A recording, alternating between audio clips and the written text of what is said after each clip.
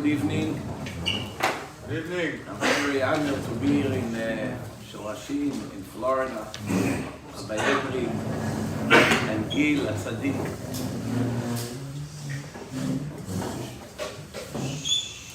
And see Baruch Hashem a lot of young boys.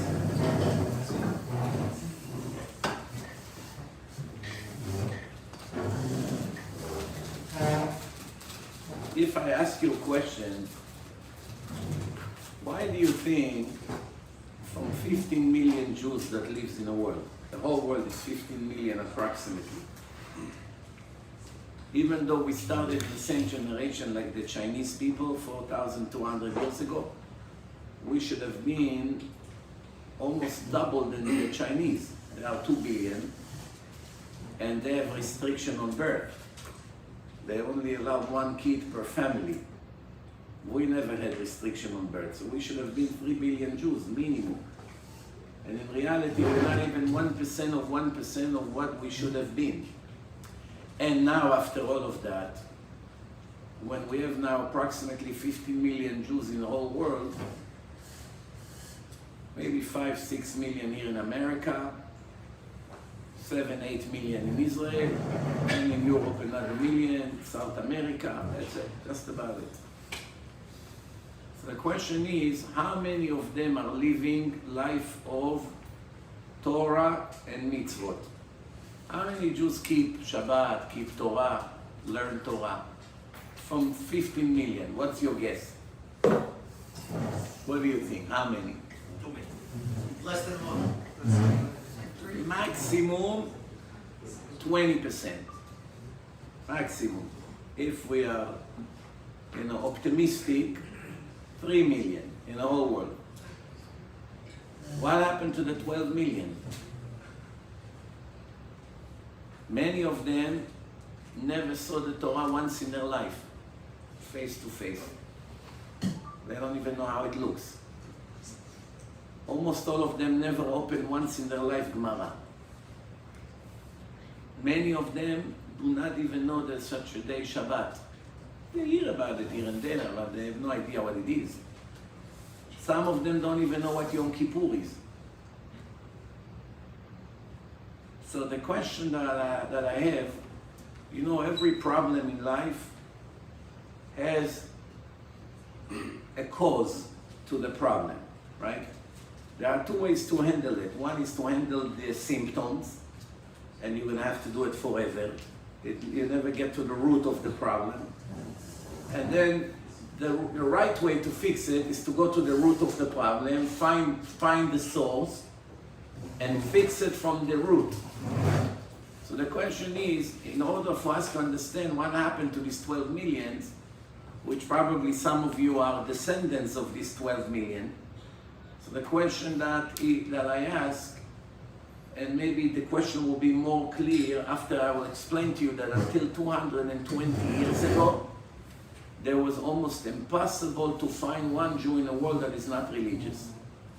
Until Moses Mendelssohn, 220 years ago, by now maybe 225, everybody in every country, almost everyone was religious.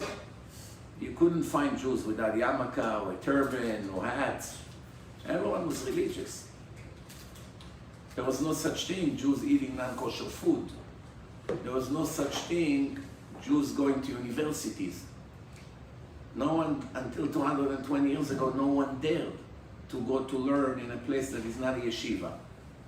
So since we got the Torah, until 220 years ago, for 3,100 years, all Jews in the world, of course there's always some exception to the rule, but almost everyone was religious.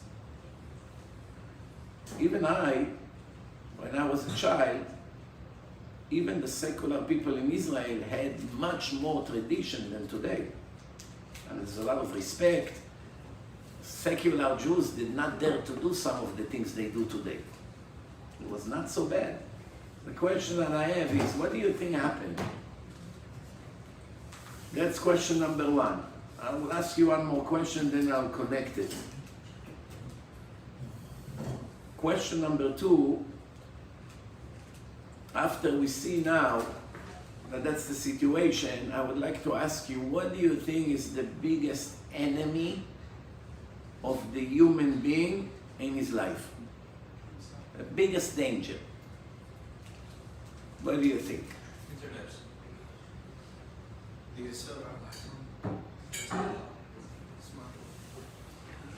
No, what do you think? Obviously, you can tell me millions of things, but I'm looking for the main one that is above everything. Freedom. The answer is ignorance. Lack of knowledge is the most dangerous thing in the life of a person. I'm going to give you two examples. Let's say a person doesn't know computers. He gets a computer and he has to send now 1,000 emails.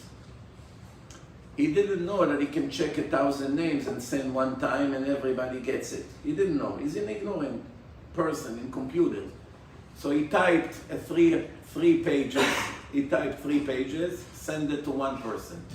Started to type again for 3 hours, send it to another person. Type, send, type, 10 years. It takes all day to type an email, send it. Type it again, send it. It will take him weeks. Instead of 2-3 hours, it will take him a month, from morning to night. That's only a tiny problem. He doesn't know computers. Let's talk about accounting. I know of someone, he has a very successful company. The government changed one law for that year. His accountant was not updated. He checked the wrong box in the tax return of the company, and this Jew lost $2 million. 1 millimeter below, he checked the wrong box. $2 million damage. 2 houses here in Florida. Went to the garbage for the accountant not knowing one tiny detail. It could have been 20 million, depending on the size of the company. So there are many examples in life. Sometimes people see 30 years in prison because of one tiny mistake the lawyer made, not knowing if he could have done that or if he could have challenged something, his client will go free. That tiny mistake made someone sit 30 years and suffer from morning to night. Hell on earth. For one tiny mistake. All the examples I gave you are examples from life, which I'm sure you heard about similar cases. Drugs. Drugs is a very big problem in America. Every year, between 100 and 200,000 people died on the book. But it's probably 1 million off the book. Because many people that died in places, their family doesn't want people to know they died from drugs. So they say heart attack, they write other things, COVID. How many teenagers died from drugs? Non-stop funerals. The rehabs are packed and they barely save anyone. What caused teenagers to go into that? Not because they're stupid. Some of them are genius in computer, developing apps, very good in school they used to be. Ignorance. If they would know all the risks and how they're going to end, for $1 million cash, they would never touch drugs even one time in their life. If they would see 10,000 cases of people who started where they are, in a nice video that shows the results of it, no one will dare to touch it, even if it was very depressed. Because the loss is 1 billion times more than the gain. That's a very stupid move. Ignorance caused people to die. All of what I said obviously are very severe, but none of it comes even near the main problem in life. What could be more important to the human being, a Jew or non-Jew, to live his entire life, 70, 80 years, without knowing the purpose of his life? Do you know a bigger tragedy than this? The creator of the world created you, he put your soul into your body, and he put you here for 70, 80, 90 years. And one time in your life you did not find out what's your purpose. You don't know. You look at yourself as a chimpanzee, monkey, eat, enjoy, jump to the water, eat some bananas, enjoy life. In Hebrew we ever say, "Achol v'shato ki machar namut." Eat and drink, because tomorrow we're going to die. Meaning, enjoy the moment. You know how many Jews living like that? Just to enjoy the moment? Most of the world is like that. How many smart people you know that stop in the middle of their life to think, what am I doing here? Who made me? Why he made me the way I am? Why? I mean, I look like a monkey, my DNA is 99% the same. We have mutual organs, but obviously I'm not a monkey. I'm different than a monkey. I'm intelligent, I have spirituality in me. My values are different. So what is the purpose of life? There was one individual that about 3,500 years ago started to ask these questions. His name was Abraham, or Ibrahim, or Avraham, same person. All three religions admire him. He started to think, there's so many people around me, everyone looks for a different God. They worship different idols, they have all kinds of fake beliefs. Everybody lives in mistake. I don't want to burn my life and live in a lie. I have to find the purpose. The difference between Abraham and us is that he didn't have any writings. There's no books, no yeshivas, no place to learn anything. He had to investigate with his own mind to try to find the purpose. We have it all served on a gold platter. Just open the books and it's all there. Because once we got the Torah, we know the purpose. But his was 200 years before the Torah. But he had a good, sharp head. He started to analyze what's going on. I'm going to tell you exactly what went through his mind. One detail after the other. First question he asked, if there is a creation, the way the world is, with fruits, vegetables, oxygen, water, whatever we need we have, wood, trees, everything designed, beautiful, the human being, the brain, ligaments, muscles, stomach. It's such a system, very sophisticated. It has to be that there is a creator. Nothing is made by itself. In order for you to create something, if you see a design, that means there was a designer. You see a picture, someone painted it. See a video camera, someone invented it. You see such a beautiful building, there's an architect. Without him, none of it would happen. There's a designer, internal, external, but someone designed it. Everything in life, if you see a creation with a plan, that means there was a planner. So Abraham said, okay, so it has to be a creator that made this work, but it cannot be a person like me, because no human being can create another human being.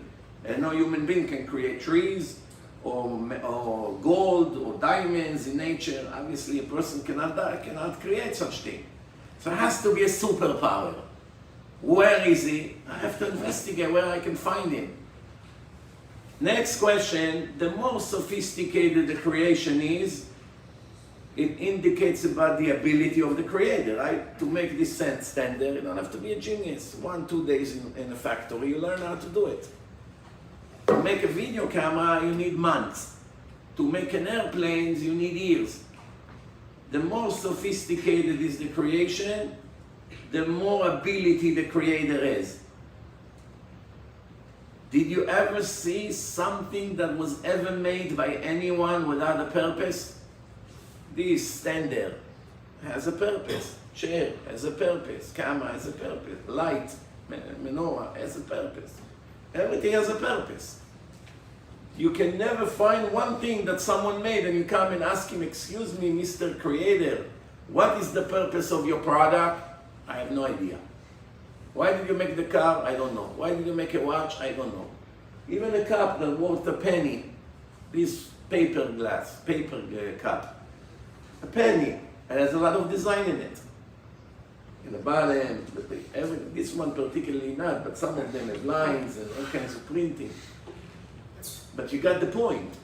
Can you ask the creator in China, hey, Mr. Bruce Lee, can you tell me please, Why you made this cup? I have no idea. I was bored, so I made 1,000 cups. There's no such thing. Do you get the point? So Avraham Avinu said, okay, so since there is a creator, and he is a superpower, and he has unlimited ability, and there is no such thing, creation without a purpose. So that means this world was made for a purpose. Why the world was made, he started to think, from all the species, who is the most advanced and the smartest from all the species in the world? The human being. We control the nature, we control the raw material, we do whatever we want with them. So that means everything was made for us. The animals, the cows, the sheep, the chickens, everything was made for me. So now the creator of the world made so many things for me that I'll be able to build myself a home, that I'll be able to eat, to wear warm clothes. Is it possible that the creator of the world bothers so much to make me such a world and such an environment, and he will not ever tell me why he made me? That's defeat the purpose. That's not logical. Imagine someone comes to my factory and he wants to get accepted to work. And and the person that he comes to in a job interview, and we say to him, I say to him, okay, you are a computer engineer. This is your project. You have to work on this computer. You're gonna make $1,000 a day. We will hire you for 2 months. You have to design for us the most advanced machine. Good luck. But if you fail, you do not want to mess with us. You're gonna pay big time. Okay, I understand. But why do I have to do? Figure it out yourself. I'm not telling you. Someone that will do such a thing to a new employee is a mental case. You have to put him in a mental house. Who would hire someone and give him a project not telling him what he wants? And plus, will give him reward or punishment if he will succeed or fail. None of that makes sense. This is all Avraham Avinu. Logical investigation in his head. So that means it has to be that the Creator has to tell me what's my purpose. So now he started to think, maybe my purpose is to enjoy food. It cannot be. Why it cannot be? I could have been a monkey. They also enjoy food. Maybe the purpose is to have more kids. No, it cannot be. I could have been a monkey. Maybe the purpose is to be rich. It cannot be because most people in the world are poor. Maybe the purpose is to watch my health. It cannot be because most people are sick, at least with one sickness. So it cannot be. Maybe the purpose is to be smart. Cannot be. Most people are dumb. So no matter how you think about it, any possibility that Avraham Avinu came up with, he could have been a monkey or an eagle. So he ran out of options. No options. There's no secular answer to this question. What's the purpose of life? That's why you cannot find one secular person in the whole world that knows the purpose of life. Jews and non-Jews. Try me. Go ask thousands of them on the street in Tel Aviv, in New York, Miami. What do you live for? What's the purpose of life? I'm going to tell you in advance all their answers. 1, to enjoy life. 2, to be healthy. 3, to get married and have children. 4, to succeed financially. That's more or less, most. 5, to be educated. But no one will tell you why. What does it mean to be educated? What does it mean to be wealthy? That's the purpose of life, to gain money in a bank. Nobody has any idea. In Israel, you're going to hear more stupid answers, such as to be a soccer player. That's the purpose of life. Or to be a model, or a movie star. Probably in America they have similar answers. But not one secular person in the world can answer what's the answer to this question, what's the purpose of life? No one knows. The only people that knows the purpose of life are people that sits and learn Torah. Nobody else has any idea what's the purpose of life. Ask any teenager in America, what's the goal of your life? The answer to be on my smartphone non-stop. I cannot leave it for 20 seconds, even in the middle of a lecture. Why? My smartphone is my life. Take it away from me and I die. There's one teenager that I want to give him suspension from his smartphone for one day. You had to see what a monster came out of him. If they wouldn't give him back the phone, he would burn the building. That's his purpose, all day to sit and look at the screen. When I was in China, I had to take a train. There were 1 million Chinese on that train. There's now one of them without phone. I looked around, all the Chinese, even people in their 70s, Chinese, all of them attached to the screen. Believe me, if you would walk over there with the weirdest thing, now one person would notice it. They can't take off their face from the screen. Why? What else do they have in life?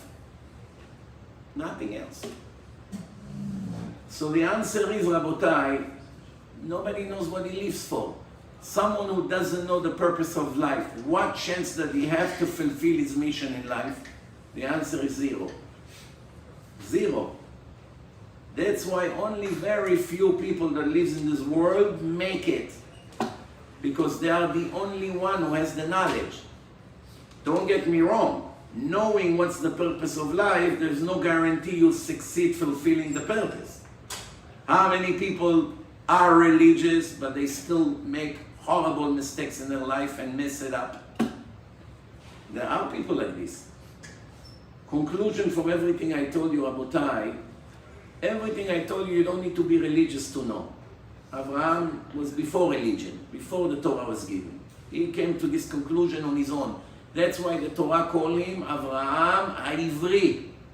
Ivri means ever, one side. He is in one side of the world and everybody else is in the other side of the world. Only one person is searching. Where are you, the Creator? Where are you? Talk to me. Tell me what I have to do here. I don't want to live like another animal here. I want to know why you made all of that for me. I don't want to be like this guy, bow down to a tree, or this one made a statue and bow down to the statue, or everyone has a different God to worship. Some people bow down to the stars, to the sun. I'm not that stupid. I want to know what's going on over here. So when HaKadosh Baruch Hu, the creator of the world, saw that finally one normal human being is using his head that I gave him and searching for the truth, I will help him out. But we learn from the relationship between God and Abraham that in order for a person to gain knowledge, what's the purpose of life, he has to pass some tests before. It doesn't come on a gold platter. It's not that easy. After Hashem tested Abraham with 10 major tests, that's when he gave him the stamp, Atay Adati Ki Erei Elokim Ata. Now I know you're a God-fearing person. And I make a covenant with you, and then with his son and his grandson, Abraham, Isaac, and Jacob. And that was the foundation and the preparation to receive the book of God to the chosen people. When we became officially Jewish in Mount Sinai. Thanks to who? Abraham, Isaac, and Jacob. That God loved them, they were great, righteous people, used their head to search for the truth always.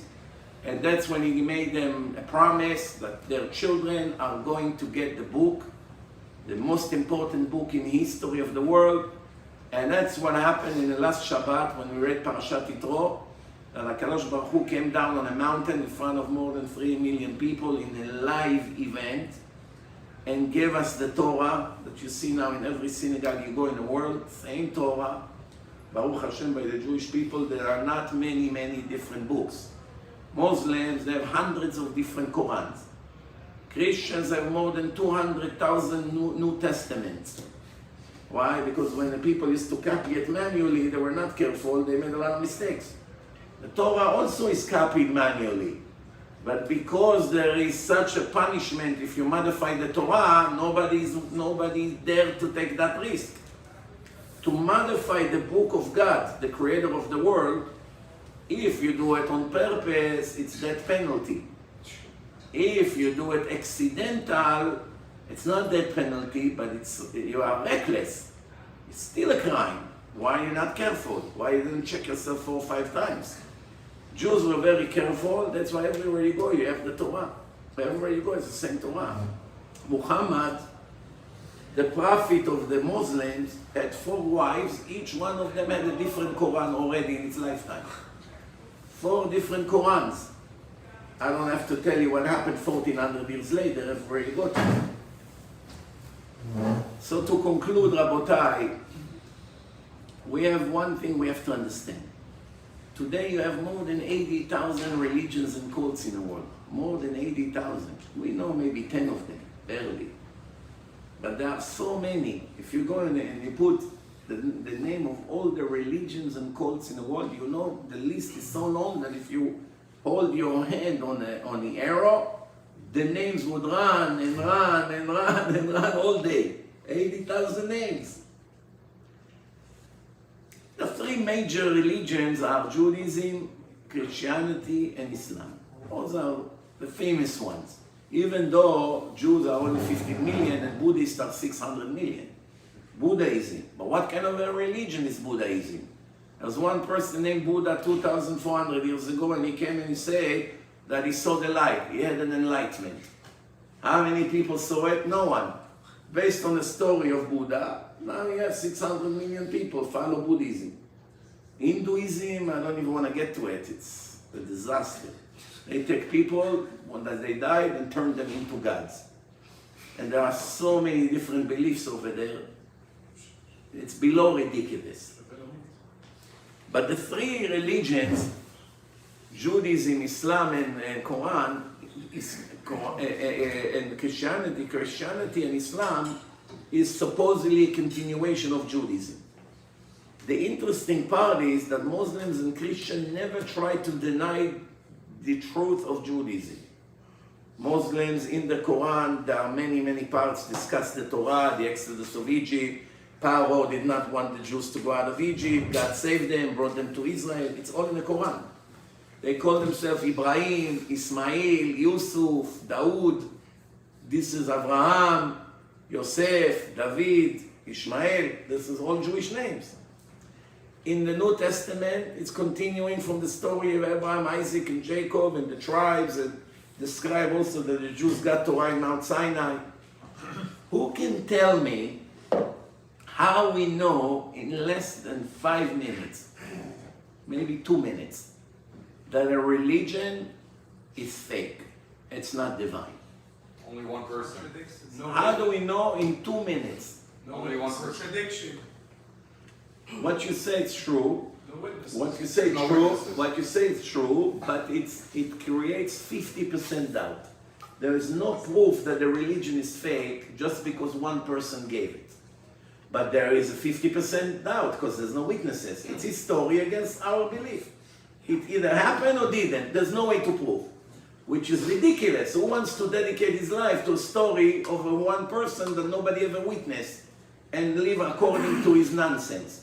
That's already ridiculous. But to say for sure it's mistake or fake, we can't. But when can we know for sure that the religion is fake? Contradiction. It's written by man. Evidence with no change in it. Huh? You have evidence that doesn't get changed. I'm still waiting for the answer. It's easy. The answer is very simple. You find one Mistake. human error in a book, and then you know it's not from God. One human error. I'll give you an example. In the Quran, which they copy from the Torah and from the Christianity that came before, it's written that Haman and Pharaoh had a meeting. How to stop the God of the Jews. There's only one problem. Haman was almost 1,000 years after Pharaoh. Maybe they met in hell, but they didn't meet on earth. So that's a very simple mistake. What kind of a God doesn't know that Haman and Pharaoh could never meet? But I have a better mistake there. According to the Quran, do you know who the uncle of JC?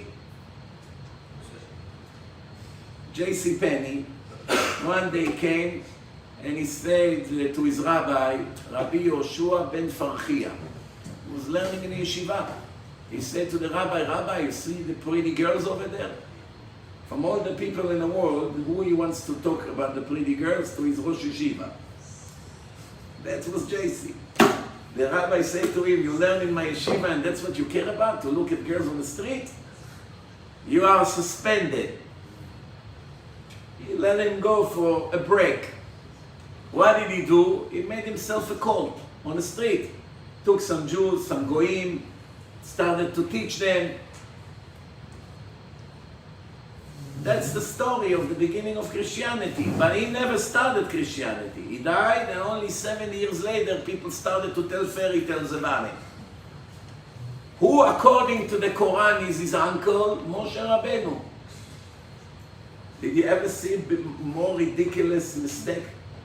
Moshe lived 3,400 years ago. JC lived 2,000 years ago. According to the Quran, Moshe, Aaron, and Miriam are the family of JC. How did they make that mistake? They saw in the New Testament of the Christians that the mother of JC's name is Miriam. Miriam and Yosef, Jose and Maria, Joseph and Mary. So they made a mistake between the two Miriams. Miriam, the sister of Moshe and Aaron, according to the Quran, is the mother of JC. So the one that wrote the Quran, his knowledge in religion was over 4 years old child. Do you know how many mistakes you have in the Quran? By the way, if you take 1 million Arabs and show them all the mistakes in the Quran, and show them that according to the Quran, there's no question that Israel belonged to the Jews, 1 out of 1 million, I doubt very much that we'll give it up. We don't care about logic, we don't care about facts, we are believers.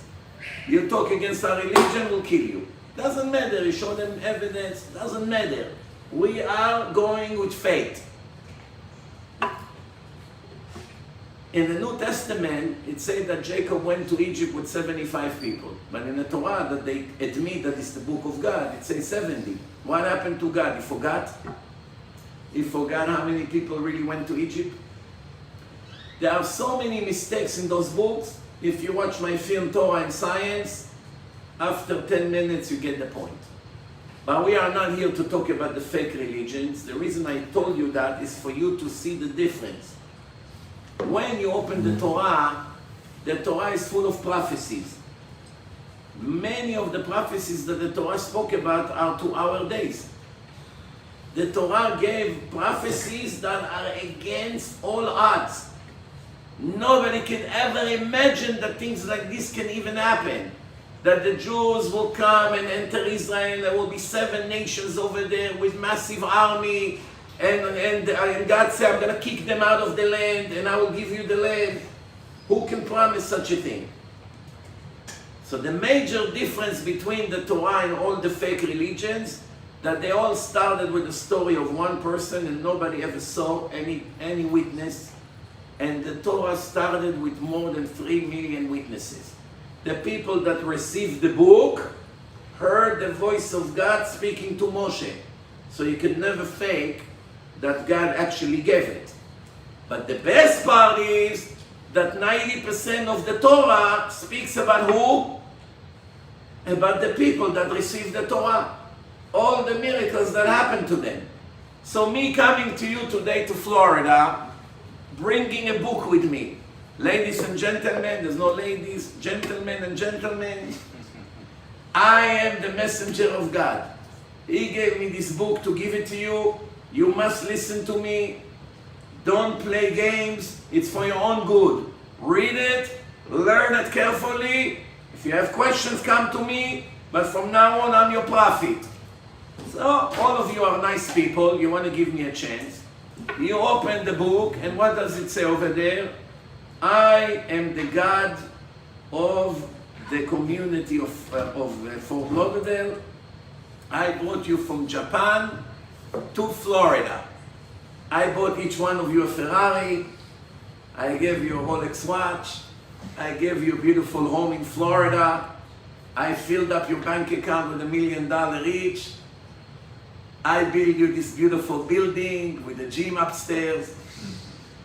And I opened the ocean, all of you went through. I'm giving you bread falling every day, tastes like sushi, pizza, steaks.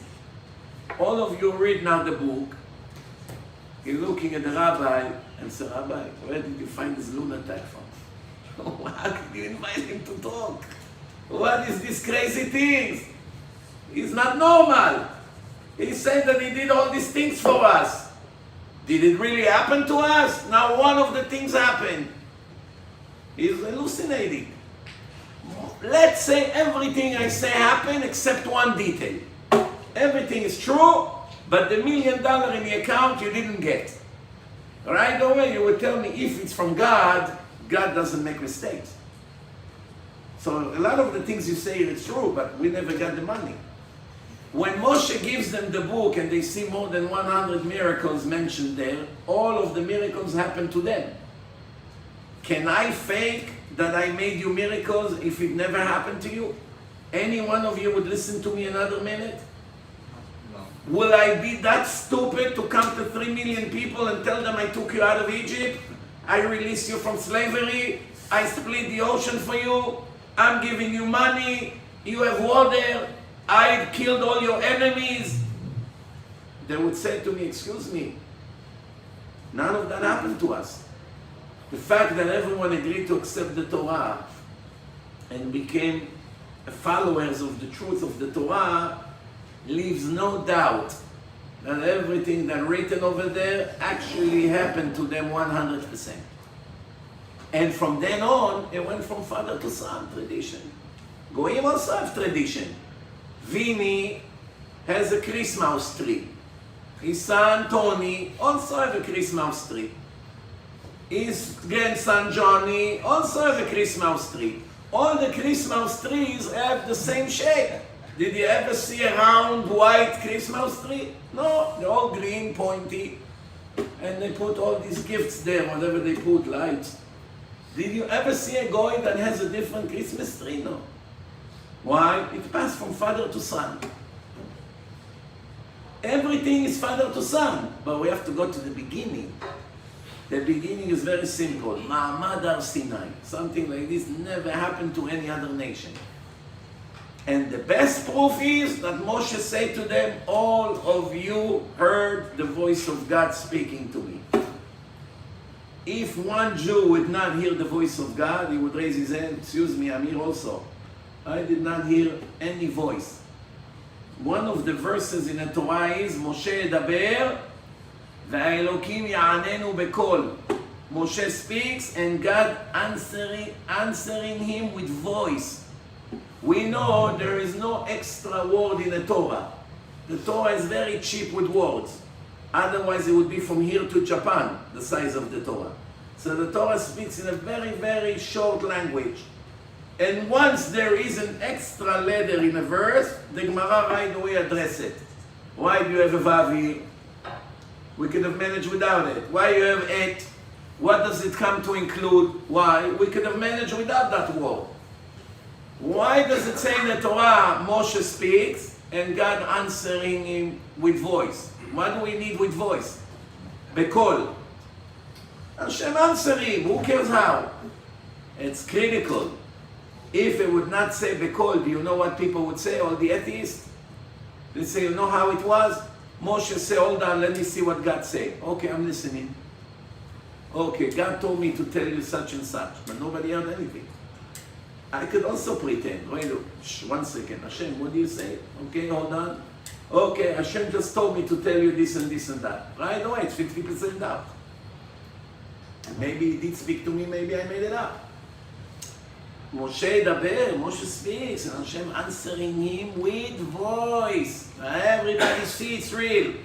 Not only that, when Hashem came to Moshe and said, I want to send you to Egypt to take them out, Moshe said, they won't listen to me. They won't believe me that you spoke to me. God should have been very angry. Hashem should have said to Moshe, I don't understand. I'm sending you on a mission and you're arguing with me? You don't trust me that if I send you to them, they would listen to you? No, that's not what he said. The answer of Hashem to Moshe was, I'm going to speak to you in front of them around the mountain, and after that, they will believe in you for eternity. Meaning, the only reason they'll believe in you is because they heard me and you speaking. It means that if somebody comes and tells a story without proofs, you have to be stupid to listen to them. And that's dismiss all the fake religions and cults. Because otherwise, Hashem should have said to Moshe, if they believe, good. If they don't believe, it's their problem. But that's not what he said. He said, of course they shouldn't believe you. Why should they believe you? They should be stupid. Just because you come and say, God spoke to me, they have to believe you. They will only believe you after I speak to you in front of all of them. After that, they must believe in you.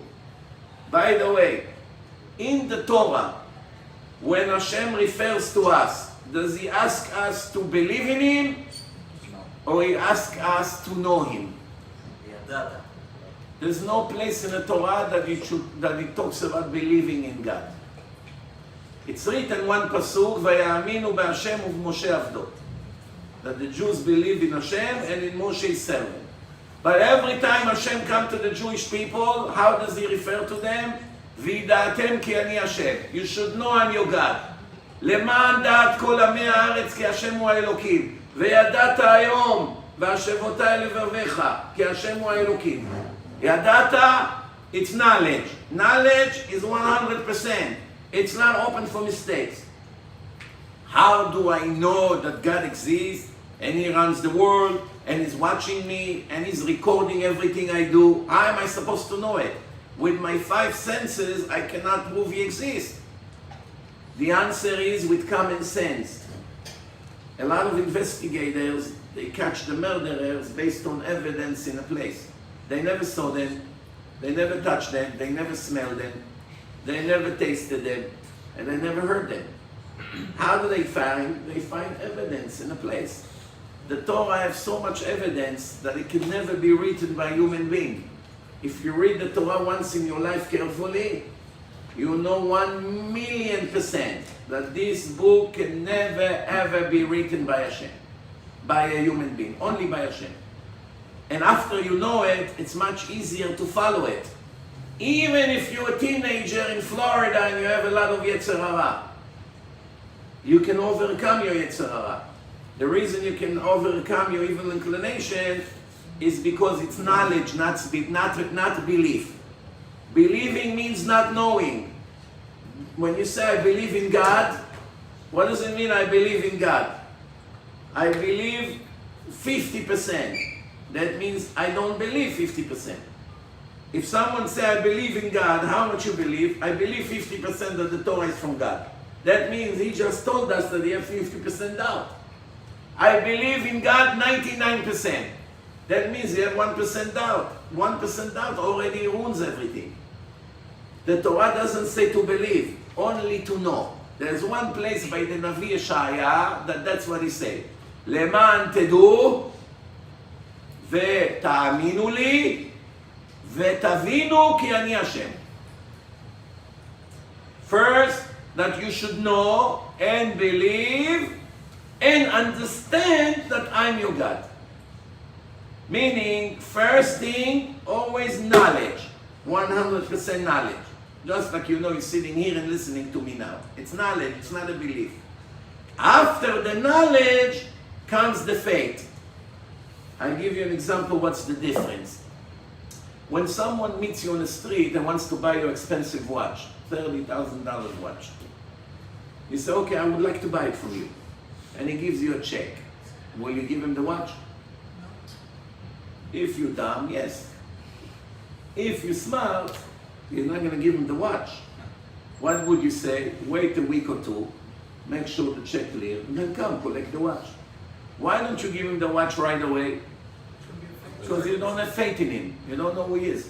Even though he looks decent, nice, tie, he looks like a respectable person, but who knows, there's a lot of crooks out there. But if it's someone that already gave you until today 10,000 checks, much, much bigger amounts, and all of them clear, now you don't worry that much. Because you know that right now the check is good. What if the check is certified from the White House? You wouldn't worry. What happens if he gives you cash? Even better. Bottom line, the level of faith keeps going higher and higher. 70, 80%, 90%. The higher it goes, the easier it is to be religious. Once it reaches 100% knowledge, וידעתם כי אני השם, it's supposed to be a lot easier. Do you know the distance between 0 to 99.9% is shorter than the distance between 99.9 to 100? You know why? Because as long as you go from 0 to 99.9, you're still in a category of a believer. Just believing. Once it becomes knowledge, it changes everything. Remember what science says. Believing means not knowing. I believe he's my son. Everybody understands it. You have a doubt. You don't say about your son, I believe it's my son. I know it is. If you say, I believe it's my son, everybody knows, ooh, what a story we have over here. If scientists say we believe that next month that's what's going to happen to that star, we believe. Maybe yes, maybe not. If they say we know, we measure, we know, that's a different story. The language, knowledge, and believing is two different things. So I would like to conclude, Rabotai. After we know there is a creator and he gave us the Torah in a public event, and there are hundreds of miracles in the Torah, and there are hundreds of prophecies in the Torah, and every one of those prophecies are against human logic.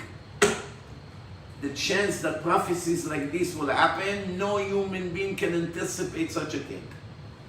After we see that Hashem already proved himself 3,300 years, every second non-stop to us, how is it possible that some of us that knows about it still committing sins? The answer to that is that Hashem made us Yetzer Hara. Someone said that the Yetzer Hara is the biggest enemy of a person. The answer is incorrect. Without the Yetzer Hara, you would not earn anything. If I give you a job in my store, and I say you can make $100 a day, but you can also make $1,000 a day. If you sit and type on a computer, I'll pay you 100.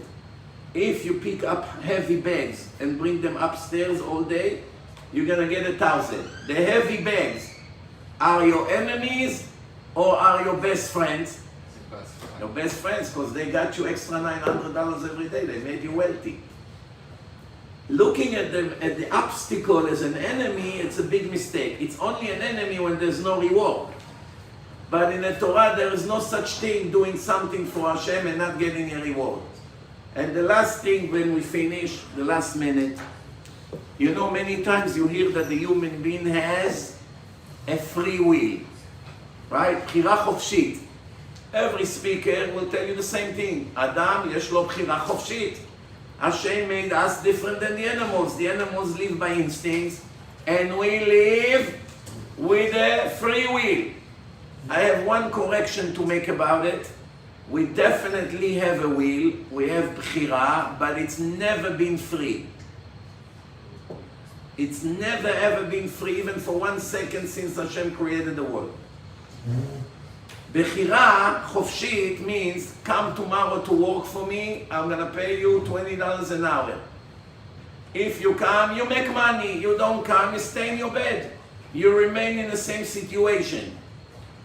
That's called bechira chofshit, free will. Now the second scenario, if you come tomorrow to work, you're going to make $20 an hour. If you don't come, you lose $20 an hour. I get it out of your account. Now you wake up in the morning with the first scenario, it's rainy, cold, you're lazy, you don't want to get out of bed. You're thinking, Chaval, I could make $200 today if I go. I don't care, I stay in bed. That's called bchira chofshit. What did you lose? Nothing. You just didn't gain. But you stay in the same position. There's no such thing in the whole Torah. There's no such thing. The Torah always said, if you follow my mitzvot, this is what I'm going to give you. And if you ignore them or do the opposite, that's what you're going to get. There's a positive side and a negative side. Why did Hashem give punishments in the Torah? Why is he so strict? Why, when he gave us the Torah in Mount Sinai, it had to be so scary that everyone died from fear? Why did it have to be with fire and a loud voice of shofar and the floor is shaking and everybody started to scream, Moshe, please, we're dying here, save us. Go to the mountain, speak to God. Moshe said, don't worry, Hashem is not here to hurt you, he's only testing you, he wants to elevate you. No, we are dying. Go. Whatever he said, we're going to do. Why? They're dying from fear. Parcha nishmatam.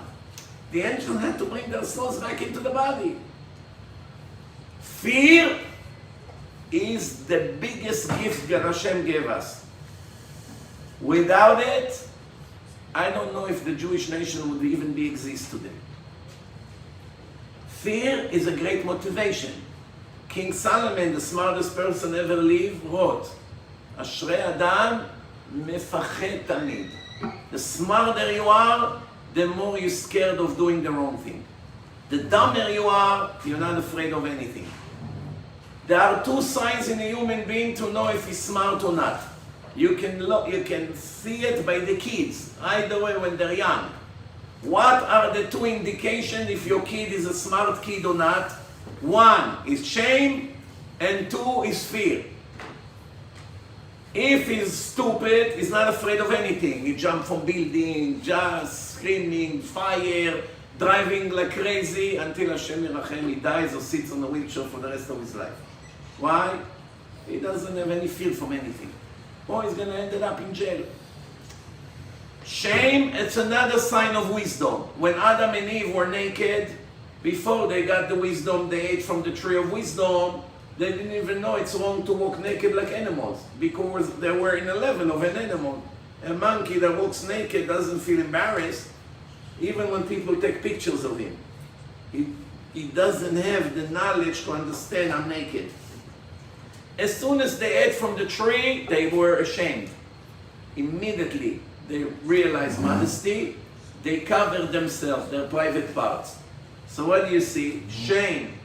It's the first indication of wisdom and fear. David HaMelech, King David wrote in Tehillim, Samar mipachdecha besari. The higher his level went, the higher his fear was. Why? Because when you understand who the creator of the world, you have to be shaking to go against his word. If he tells you to keep Shabbat and you don't care and you do whatever you want, usually it comes from ignorance. If you would understand what Shabbat is, no one in the world would dare to break Shabbat. Why people today are breaking Shabbat? Like I said before, 80% of them have no idea what it is. How do you expect them to fulfill their mission when they don't even think it's a serious thing? I made a film about Shabbat and had in Israel 450,000 views and more than 10,000 messages people sent me that immediately they became Shomrei Shabbat. Just from that film alone. More than 10,000 emails. If I knew the things that you say on that video before, I would never dare to be Mechalel Shabbat. You have to see what kind of people from the kibbutz, all kinds of lost people from far, they didn't know anything from their life. After they watched, they got the shock of their life. That's why I always say, ignorance is the biggest threat to our life.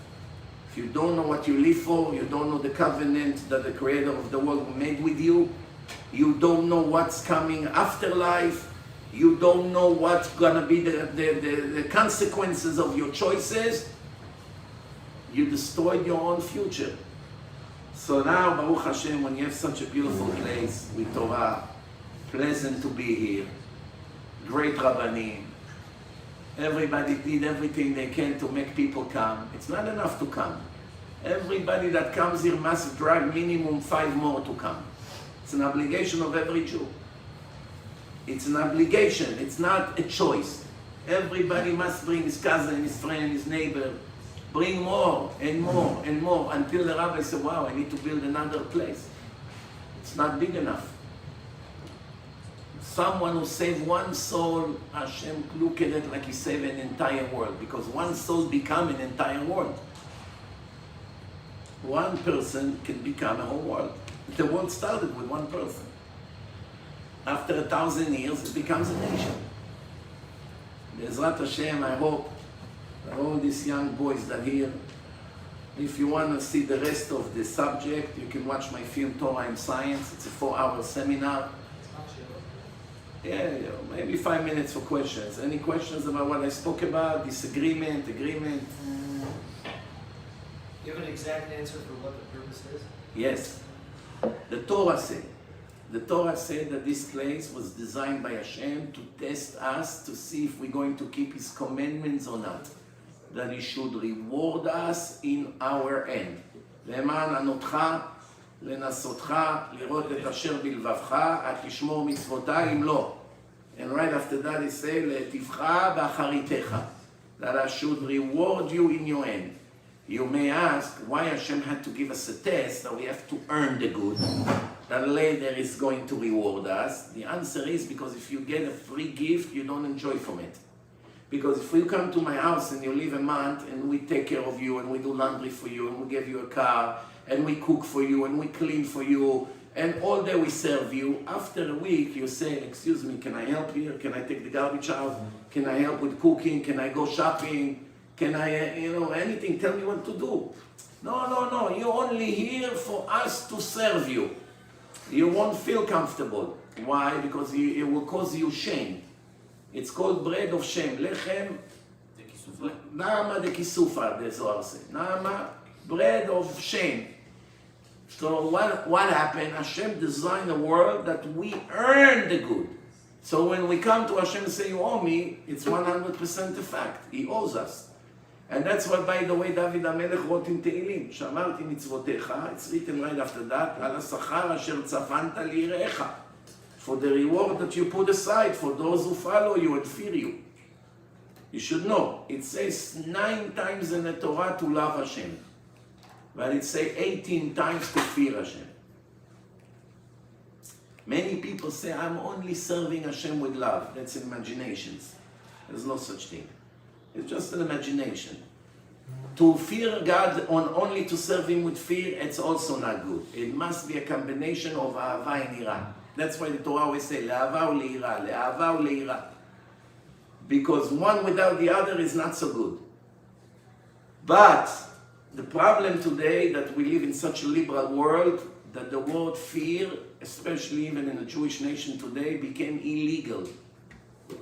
Illegal.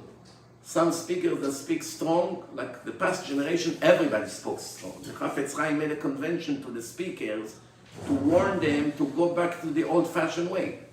To stop with to speak strong, to shake the people up.